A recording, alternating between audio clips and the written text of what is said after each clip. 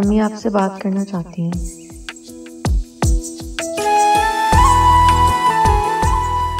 Seriously मुझे तो यकीन नहीं आ रहा।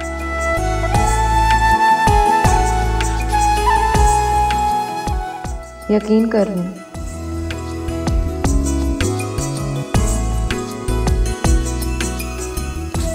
मैं तो इंतजार ही नहीं कर रहा कि कब तुम मेरी जिंदगी में ऑफिशियली आ जाओगी।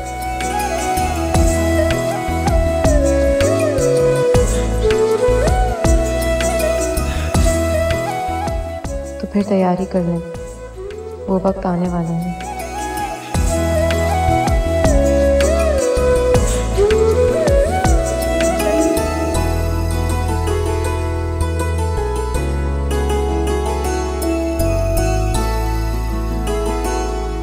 है ना?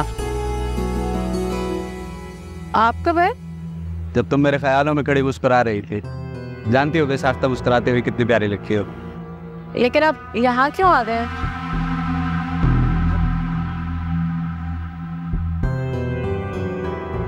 तुम जानती हो मैंने हनीमून प्लान कर लिया ताकि तुम सारी जिंदगी ये शिकायत न करो कि मैं तुम्हें हनीमून पर नहीं लेके गया।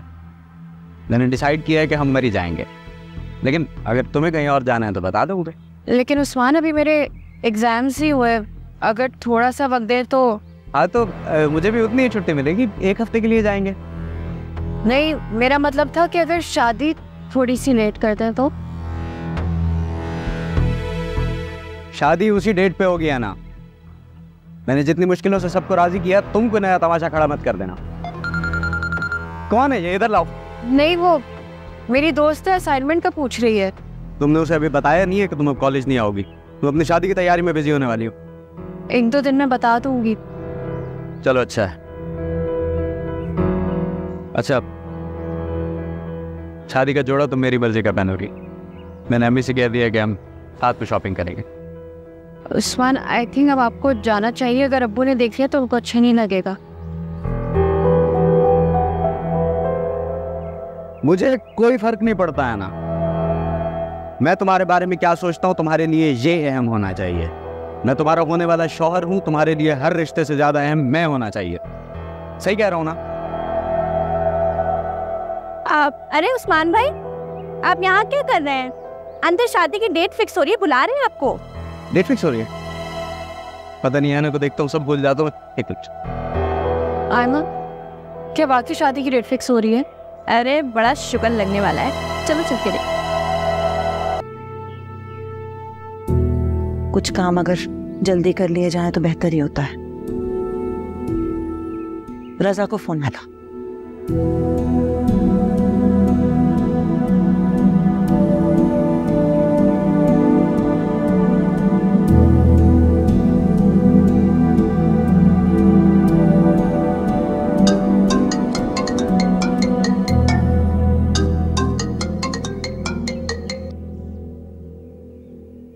बेटे रजा, मैं ऐना की अम्मी बात कर रही हूँ।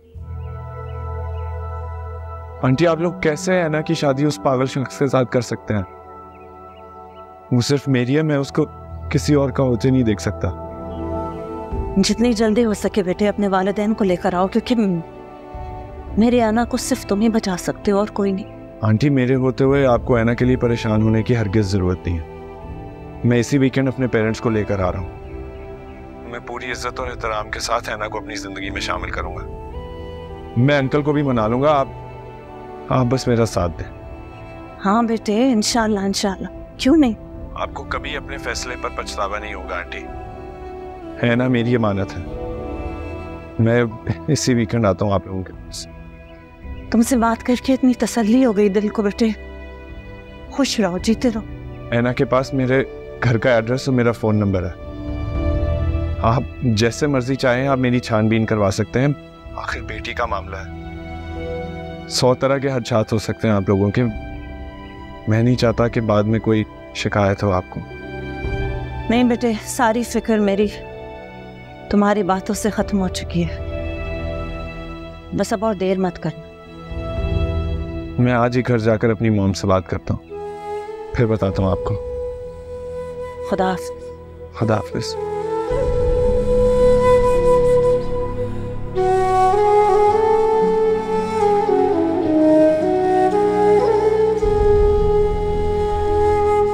आ रहे हैं वो ना।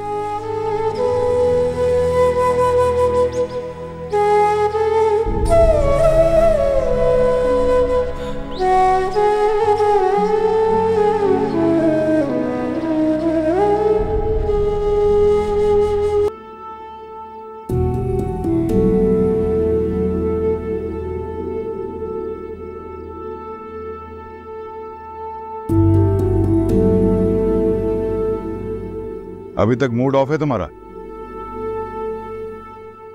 लगता है इतना तमाशा लगाकर अभी तक जी नहीं भरा तुम्हारा। आपकी बहन और भांजा तो बहुत खुश गए हैं यहाँ से। आपके कहने पे माफी भी मांग ली, बेटी की शादी की तारीख भी फिक्स कर दी। और क्या चाहते हैं आप? एक तो चोरी, ऊपर से सीना चोरी। इसके लिए भी आपने ही उकसाया था मुझे महमूद। जब अपने घर की बुनियादें कमजोर होती है ना तो तूफान से शिकवा नहीं करते। आज जो घटिया हरकत तुमने की है ना, मैं उन्हें भुलाने की कोशिश कर रहा हूं, लेकिन तुम्हारी ये बातें मुझे भूलने नहीं देंगी। लिहाजा खामोश हो जाओ, वरना क्या करेंगे फिर? मैं क्या कर सकता हूं और क्या नहीं ये तुम अच्छी तरह जानती हो। लिहाजा मेरे सब को मत आजमाओ, वरना मैं हर लिहाज खो दूंगा। महमूद, खुदा के लिए अपनी जिद छोड़कर अपने फैसले पर नजर सानी करके तो देखें। हमारी बच्ची की सारी जिंदगी का मामला है। मुझे जितना सोचना था मैंने सोच लिया, तुम भी सोचना बंद कर दो। ये भी तुम्हारे हक में बेहतर होगा। उनसे बार बार कह रहा हूं, मेरे फैसले के सामने मत आओ।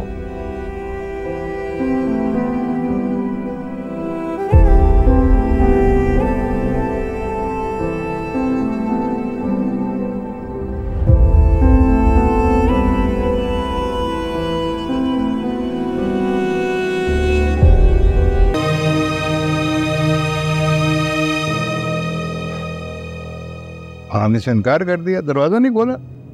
ऐसा अपने कमरे में नहीं है। कहाँ गया? मुझे लगता है वो घर छोड़कर चला गया है।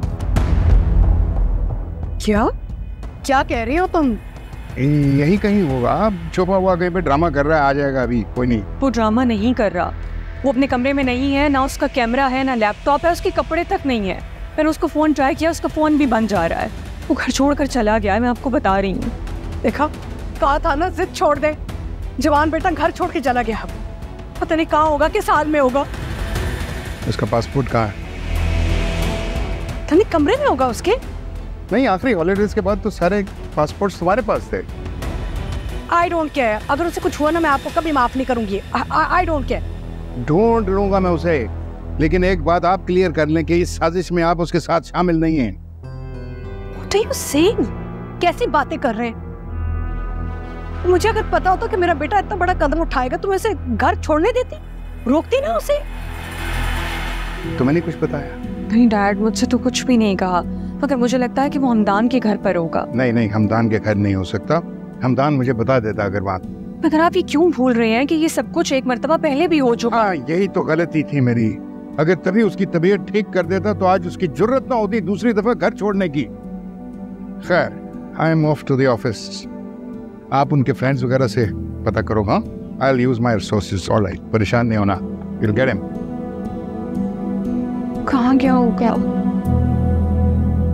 I don't know बेटा। सीरियस यार? अंकल बहुत ट्रस्ट करते हैं मुझ पे। कुछ भी हो जाए मैं उनसे झूठ नहीं बोल सकता। Thank you. I can't lie to him यार। क्या सोचेंगे यार? तुम ये फिक्र करो कि मैं क्या सोचूंगा। ये हमारी दोस्ती का इम्तिहान है। I don't care about you. मैं अंकल के बारे में सोच रहा हूँ। अगर उन्हें ये पता चल गया कि तुम यहाँ मेरे पास हो तो क्या होगा? ये सोचा तुमने? रिलैक्स, उनको नहीं पता चलेगा। वो बहुत ट्रस्ट करते हैं तुम्हें। Also I know you. No worry. तुम सिर्फ एक बात का जवाब दो। ये सब कुछ करके तुम साबित क्या करना चाह रहे हो? कुछ नहीं, बस ये जानने की कोशिश कर रहा हूँ कि मैं उनके लिए एक्चुअली अहम हूँ या एक जिंद। किस किस्म की बात है यार? तुम ये सोच भी कैसे सकते हो? You're the only son he has. ये जो इतना बड़ा बिजनेस वो चला रहे हैं तुम्हारे लिए तो है यार, और किसके लिए? कम से कम मेरे लिए खड़ा नहीं किया, उनका अपना शौक था।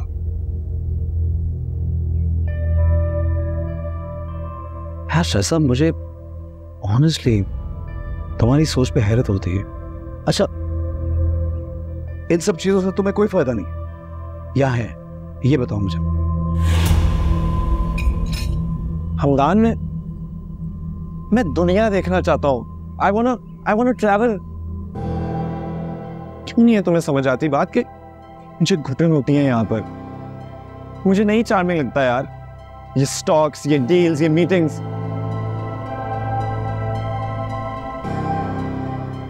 मेरे अंदर एक एक्सप्लोरर है, एक ट्रैवलर है। अगर मैं देख लूंगा दुनिया, चला जाऊंगा थोड़ी देर अपने बलबूते पर जी लूंगा, तो क्या बुराई है इसमें?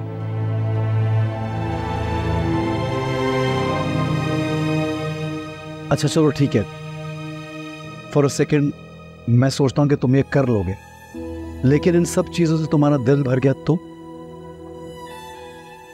वापस आ जाऊंगा। But at least I'll get a chance to do something, to live a little. Okay, fine, I understand. लेकिन वापसी के रास्ते बंद करके नहीं जाओ। रजा, मैं तुम्हें बहुत अच्छी तरह जानता हूँ। तुम हर चीज से बहुत जल्दी उकता जाते हो। जब वो चीज तुम्हें मिल जाती है ना, तुम्हारे लिए उसकी अट्रैक्शन खत्म हो जाती है। इसी तरह फोटोग्राफी से भी तुम्हारी अट्रैक्शन खत्म हो जाएगी। I know that. मैं जानता हूँ, मुझे हर वो चीज जो थोड़ी सी चैलेंजिंग होती है वो उससे भाग जाता हूँ। I know that about me. तो अब यूएस जाके अपने फेवरेट फोटोग्राफर से मिलना, उसके साथ काम करना, ये तुम्हारे लिए चैलेंज है? हमदान, वो मेरा पैशन है। Trust me, I really love photography.